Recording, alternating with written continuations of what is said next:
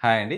I'm doctor Sudheer Reddy from Anvik hospital. So, మీకు మన ఇంట్లో ఏజ్డ్ పర్సన్స్ అందరూ గూడా వాళ్ళు నడవలేరు బేసికల్లీ. కొన్నిసార్లు ఇంజ్యూరీస్ అవుతుంటాయి. అంటే లైక్ నైట్ బాత్రూమ్‌కి వెళ్తారు. అక్కడ వాటర్ ద్వారానో, దాని ద్వారానో కాలు స్లిప్ అయ్యి కింద పడడం అది జరుగుతూ ఉంటుంది. తర్వాత సర్జరీస్ అవుతూ ఉంటాయి. తర్వాత కొంతమందికి సర్జరీస్ అయిన తర్వాత కూడా బెడ్ రిడెన్ అవుతూ ఉంటారు. కొంతమందికి లంగ్ ఇన్ఫెక్షన్స్ అని గాని, తర్వాత కొన్ని కార్డియాక్ ప్రాబ్లమ్స్ వల్ల గాని, కాళ్ళలో కొన్ని ప్రాబ్లమ్స్ వల్ల గాని, కొంతమందికి సర్జరీ చేయలేని పరిస్థితుల్లో కూడా కొంచెంమంది బెడ్ రిడెన్ అవుతూ ఉంటారు. ఇంట్లో మన ఏజ్డ్ వాళ్ళుంటే వాళ్ళకి మనం తీసుకోవాల్సిన జాగ్రత్తలేంటి? ప్రికాషన్స్ ఏంటి?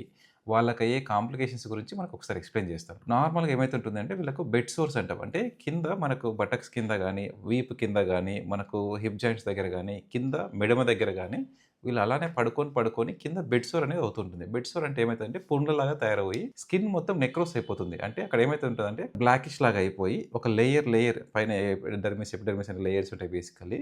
ఆ లేయర్స్ మొత్తం అంతా కూడా నెక్రోసిస్ లాగా టర్న్ అప్ అయ్యి మొత్తం నల్లగా అయిపోయి లోపల స్కిన్‌కి రక్త ప్రసరణ అనేది అందదు. కొన్ని స్టడీస్‌లలో ఈవెన్ ఒక బెడ్ సోర్ డెవలప్ అవ్వడానికి 1 అవర్, ఓన్లీ 1 అవర్ కూడా సరిపోతుంది. అంటే 1 అవర్ బ్లడ్ సర్క్యులేషన్ లేకపోవడం వల్ల కూడా మనకు ఇట్లా బెడ్ సోర్ అనేది డెవలప్ అయ్యే అవకాశం ఉంటుంది. అందుకే వీళ్ళకి ఏం చేస్తుంటాము, బెడ్ సోర్ ఉన్న వాళ్ళకి మీరు తీసుకోవాల్సిన ప్రికాషన్ కంపల్సరీ ఏం చెప్తామంటే ఎయిర్ బెడ్ లాంటిది, వాటర్ బెడ్ అని చెప్పేసి కొన్ని ఉన్నాయి యాక్చువల్లీ. ఆల్ఫా బెడ్ అని ఇట్లాంటివి ఎయిర్ బెడ్స్ ఇట్లాంటివి యూజ్ చేయించండి. వీళ్ళని పడుకున్నప్పుడు కూడా కింద మెడమ దగ్గర వీళ్ళకు పుండ్లులాగా అవుతుంటాయి. అందుకే ఏం చేయాలి అంటే కింద లెగ్స్ దగ్గర అక్కడ సపోర్ట్ లాగా ఇచ్చి అంటే పిల్లో లాగా పెట్టినా కూడా కింద మెడమ దగ్గర ఫ్రీగా ఉండేలాగా చూడండి. ఇది నార్మల్‌గా సుపైన్ పొజిషన్‌లో అంటే చక్కగా పడుకున్నప్పుడు ఆ ఒక ప్లేస్‌లో కంప్లీట్‌గా ఫ్రీగా ఉండేలాగా చూసుకోండి.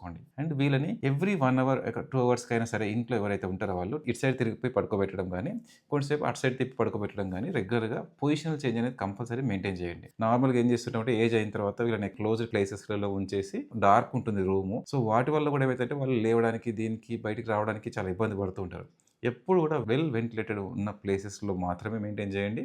అండ్ పొజిషనల్ చేంజ్‌తో పాటు ఒక టేబుల్ ఫ్యాన్ లాగా ఉంచేసి మనం సైడ్ తిప్పి పడుకోబెట్టిన తర్వాత కొంచెం మీకు డౌట్ అంటే ఎనీ స్కిన్ చేంజెస్ గాని ఇలా ఉన్నాయి అంటే అక్కడ స్కిన్ మనకు ఎయిర్ సర్క్యులేషన్ బాగుండేలాగా చూసుకోండి. వూండ్ అనేది కొంచెం డీప్‌గా అయితే మాత్రం అప్పుడు మేమేం చేస్తూ ఉంటామంటే ఆ నెక్రోస్ అయిన స్కిన్‌ని అంతా కూడా అనస్థీషియా లాగా ఇచ్చేసి మొత్తం డెడ్ అయిన టిష్యూని మొత్తం తీసేసి అప్పుడు మళ్ళా వాక్ మెషిన్ లాంటిది పెట్టుకొని మళ్ళా వూండ్‌ని కంట్రోల్ చేసేసి కంప్లీట్‌గా స్కిన్ అంతా కూడా దగ్గరకొచ్చేలాగా చేసుకోవాల్సొస్తది. సో, ఈ ప్రాబ్లమ్స్‌ని అవాయిడ్ చేయాలి అంటే మనం ఇంటి దగ్గర తీసుకోవాల్సిన ప్రికాషన్స్ అవి. వాక్ గురించి నేను ఒక టాపిక్ మళ్ళీ ఎక్స్‌ప్లెయిన్ చేస్తాను మీకు. ఓకే.